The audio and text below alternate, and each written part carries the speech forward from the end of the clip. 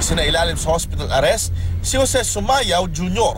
habang sa kulungan ang bagsak ng asawa niyang si Melinda Sumayaw at isa pang dalaw na nagngangalang Bernard Botor. Ayon sa police report, sinita ng mga gwardya ang dalawang dalaw dahil lampas na sila sa visiting hours. Habang papaalis na, ang isa sa mga suspect ay may nahulog umanong isang pakete ng shabu at dito na tumawag ng mga pulis ang mga gwardya. Nang halugugin ng mga pulis ang kwarto ay nakita nila ang ilan pang pakete ng hininalang shabu na itinago sa iba't ibang bahagi ng kwarto. May mga drug paraphernalia ring nakuha sa CR. Tinanggi na mag-asawang Sumayaw na kanila ang mga droga, bagamat aminadong dati silang sangkot sa pagtutulak. Aminado naman si Botor na nagpuslit siya ng droga sa loob ng ospital. Naharap ang tatlo sa kasong paglabag sa Comprehensive Dangerous Drugs Act.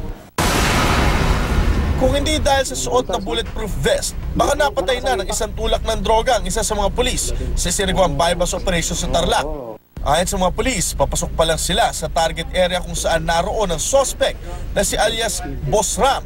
Nang agad silang paputukan nito, nakipagbarilan ng mga pulis hanggang sa mapatay ang suspect.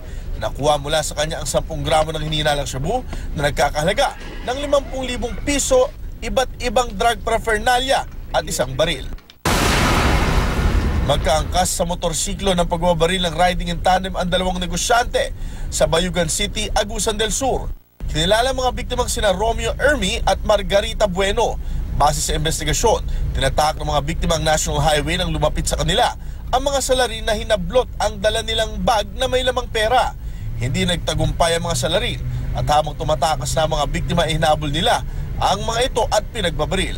Agad din tumakas ang mga salarin. Ayon sa mga pulis, posibleng minanmanan na ng mga salarin ang mga biktima bago ang krimen dahil alam ng mga ito na may dalang pera ang mga biktima. Jay Sabale, GMA News.